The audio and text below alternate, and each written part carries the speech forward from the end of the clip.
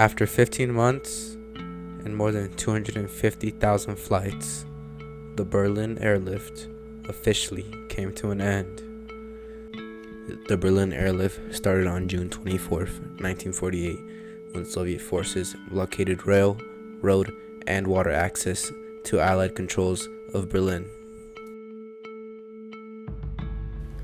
The airlift was one of the most crucial events during the Cold War. But what was the Berlin airlift, and why did it happen?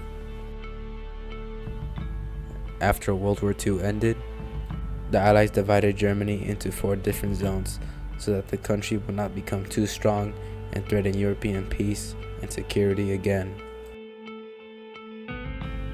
Great Britain was in the northwest, France was in the southwest, the United States was in the south, and the Soviet Union was in the east.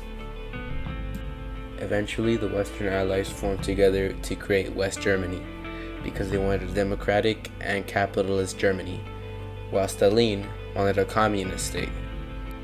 In 1948, the Western Allies introduced a new currency, the Deutschmark, in their zones of Germany to stabilize the economy. But this decision was made without consulting the Soviet Union, which controlled the eastern zone of Germany. This move angered Stalin, who saw it as a threat to Soviet influence.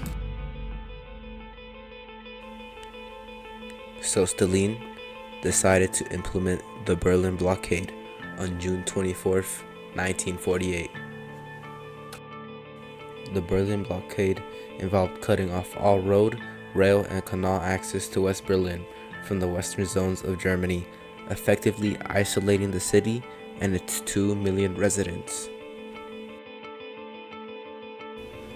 They disconnected all communications with the non-Soviet sectors of the city.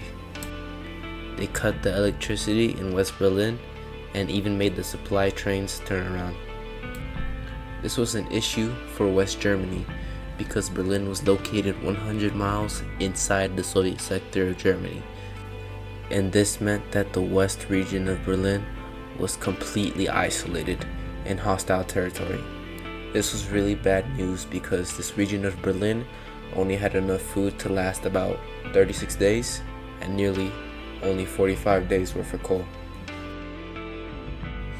June 24th, 1948, West Berlin was completely cut off from the rest of the world and surrounded by 2.5 million Soviet troops. Within days of the blockade's imposition, the Western Allies decided to give them an answer, and it became known as the Berlin airlift.